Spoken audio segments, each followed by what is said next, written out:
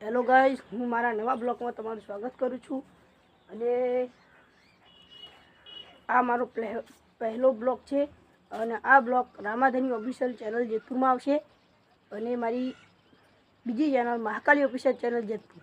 આ બંને ચેનલને સપોર્ટ કરજો, લાઈક કરજો, સબસ્ક્રાઈબ કરજો અને શેર કરજો. અને આ બ્લોગ ગમે તો આ ચેનલને પણ સબસ્ક્રાઈબ કરજો, લાઈક કરજો. અને આજે તો મારી મમ્મીએ મને ધાબુ સાફ કરવાનું કીધું છે. અને પેલું દૂધીનો વેલો સુકાઈ ગયો છે, એટલે એને નીચે નાખવાનો છે અને સળગાવવાનું છે. આ બધું સાફ કરી દેવાનું છે. એટલે ચાલો આપણે ત્યાં નહીં કરીએ.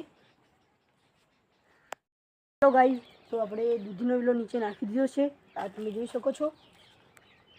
અને હવે આપણે જે વિડીયો બનાવવા જરૂરી વસ્તુ છે અમે જુદી કરીને બીજી વસ્તુ નીચે નાખવાની છે.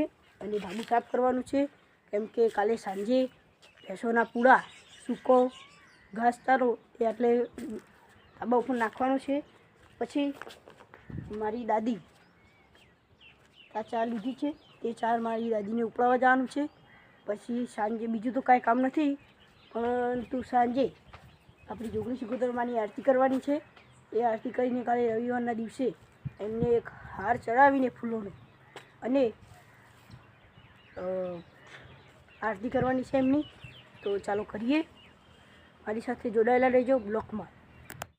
હેલો ગાઈસ, તો આપણે નીચે આવી રહ્યા છીએ અને ઉપર ધાબુ સાફ કરી નાખ્યું છે. બધી વસ્તુ નીચે નાખી દીધી છે. હવે આપણે દાદીને ચાર ઉપડાવવા જઈશું.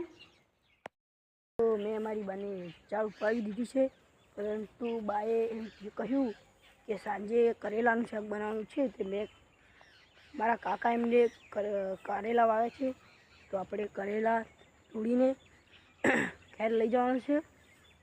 આપણે ચાલો જઈએ.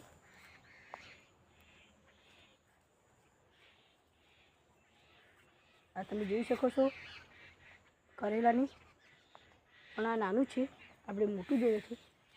આવ્યા છે બહુ.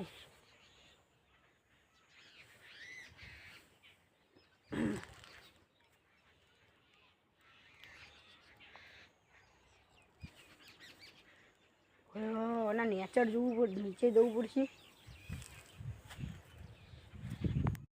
હેલો ગાઈઝ, મેં કારેલા લાવીને મારા ઘરમાં મૂકી દીધા છે.